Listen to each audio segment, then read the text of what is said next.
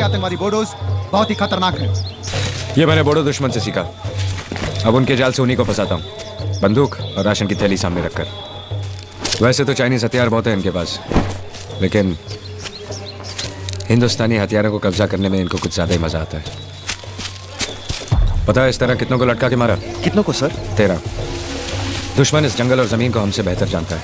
उसे बोडोज ही नहीं, पंछी भी हैं। बोडो दुश्मन को ढूंढो और मारो। बोडो, माइजो, उल्फा चाइना की मदद से आजादी के नारे लगाते हैं। कोई बोडो नहीं है तरुण, सिर्फ मतलब बीजू है, बीजू। हिंसा से जुड़े संगठन, जो हथियारबंद गिरोह थे, जो वहां लड़ाई लड़ते रहते, अंडरग्राउंड रह के लड़ाई लड़ते, हर व्यवस्था को चुनौती देते, हर काउंटर ग्रुप को चुनौती देते, खून खराबा होता रहता था। आज उनको साथ लेकर के स्थायी समझौते हो रहे हैं, शस्त्र सरेंडर हो रहे हैं। जो गंभीर गुनाहों के अंदर हैं वो जेल जाने के लिए तैयार हो रहे हैं, अदालत को फेस करने के लिए तैयार हो रहे हैं। न्याय तंत्र के प्रति भरोसा बढ़ना, संविधान के प्रति भरोसा बढ़ना, भारत के लोकतंत्र के प्रति भरोसा बढ़ना, भारत के गवर्नमेंट की रचना पे भरोसा करना, ये इसमें से अनुभव होता है और आज हो रहा है।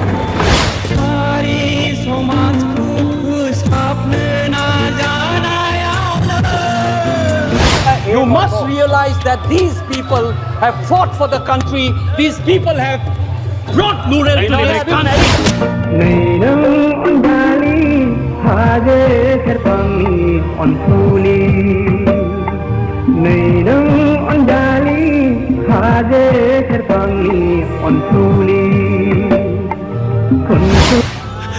मैं जाऊंगा और उसे लेकर आऊंगा। उसे दिनै जोबोद रंजानायनि दिन। जाय साग्रिद बिथाङा गावखौ बावनानैब्लाबो जोंनि थांखिनि साननायखौ जाफुंहोबाय, बे बिथाङा दिनै बे केम्पआव सफैफिनबाय। बेनि थाखाय बे केम्पआव मोनसे बेसेबांबा गिदिर पार्टी खुंनाय जागोन आरो साफ्रोमबो साग्रिदानो बे पार्टियाव गावनि गोसोबायदि रंजानो हागोन। लोगोसे जोंजों बे केम्पआव आलासि महरै दोनफैजानाय रिंखांथियाबो, मानोना जों माखासे साननि उनाव बिथांखौ गावनि महलाव दोनहैफिनसिगोन।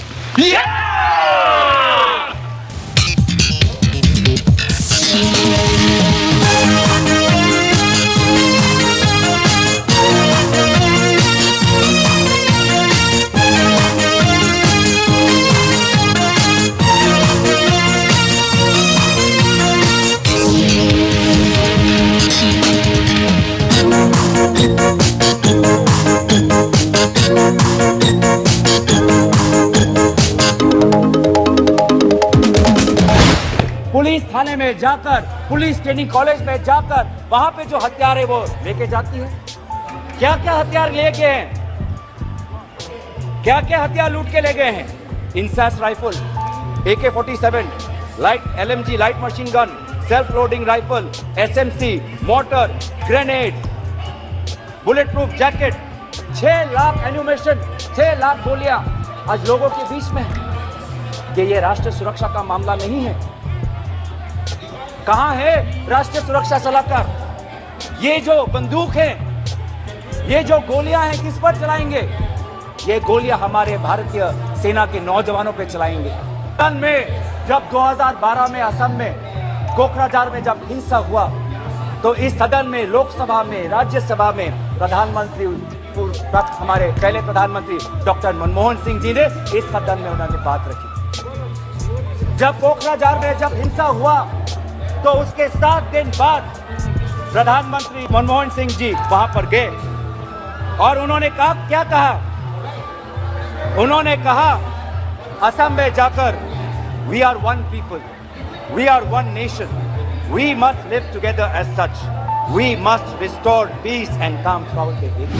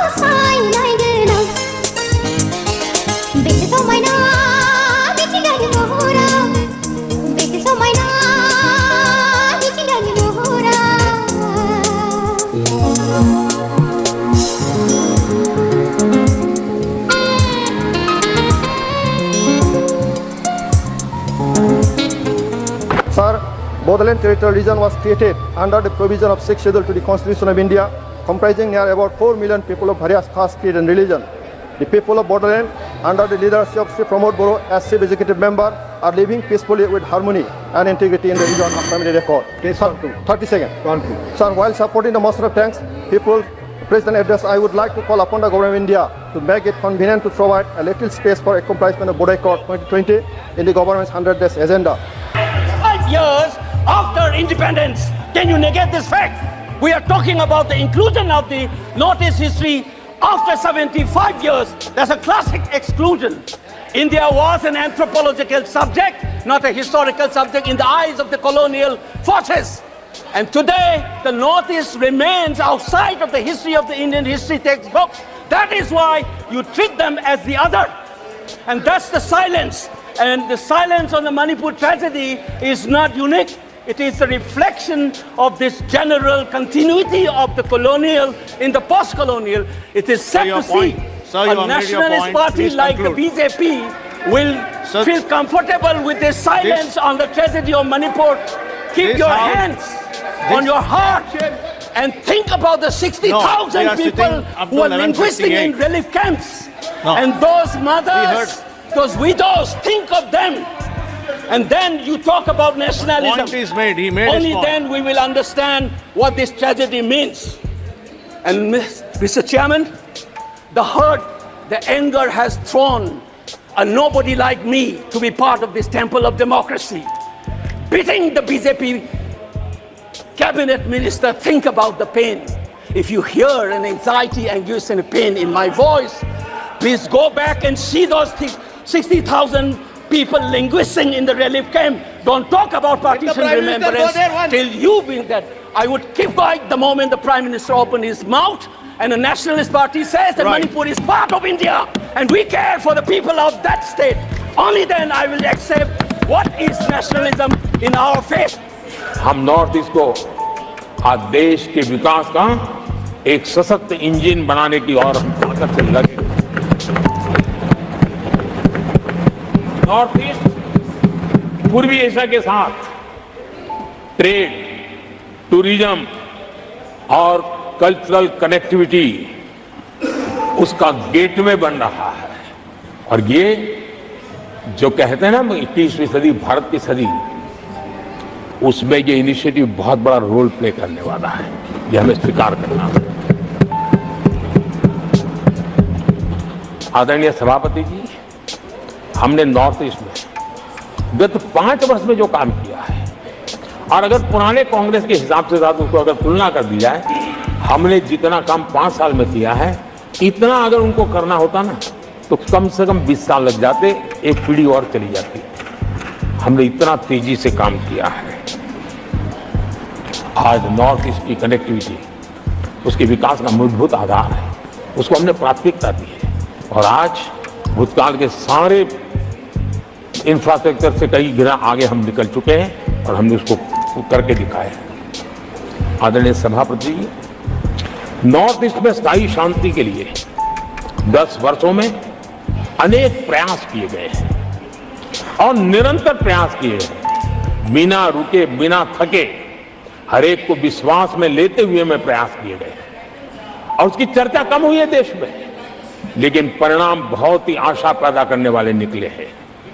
राज्यों के बीच सीमा विवाद संघर्षों को जन्म देता रहा है और आजादी से अब तक ये निरंतर चलता रहा है। हमने राज्यों को साथ बिठा करके सहमति के साथ जितने सीमा विवाद खत्म कर सकते हैं, एक के बाद एक अकॉर्ड करते करते जा रहे हैं। रिकॉर्डेड है, सहमति की रिकॉर्ड है और उसके लिए जो सीमाओं में किसी को उधर जाना है, किसी को यहाँ आना है, कहीं रेखा यहाँ बनानी, कहीं रेखा वहां, वो सारे काम कर चुके हैं। आदरणीय सभापति जी, ये नॉर्थ ईस्ट की बहुत बड़ी सेवा है। हिंसा से जुड़े संगठन, जो हथियारबंद गिरोह थे, जो वहां लड़ाई लड़ते रहते थे, अंडरग्राउंड रह के लड़ाई लड़ते थे, हर व्यवस्था को चुनौती देते थे, हर काउंटर ग्रुप को चुनौती देते थे, खून खराबा होता रहता था।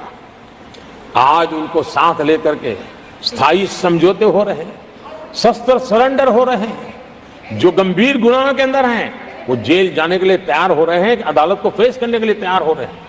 न्याय तंत्र के प्रति भरोसा बढ़ना, संविधान के प्रति भरोसा बढ़ना, भारत के लोकतंत्र के प्रति भरोसा बढ़ना, भारत के गवर्नमेंट की रचना पे भरोसा करना, ये इसमें से अनुभव होता है और आज हो रहा है।